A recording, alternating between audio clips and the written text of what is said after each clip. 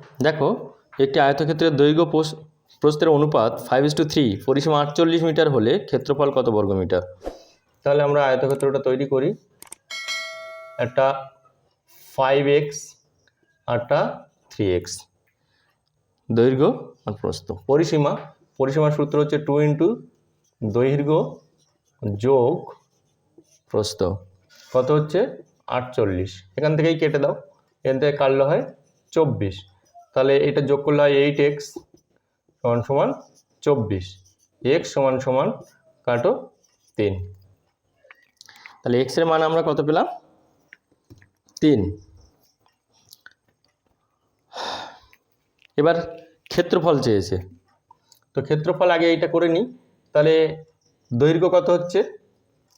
দৈর্ঘ্য হচ্ছে 5 ইন্টু 3 আর প্রস্থ হচ্ছে 3 ইন্টু 3, মানে একটা 3x, 3 বাজে 15 আর 9।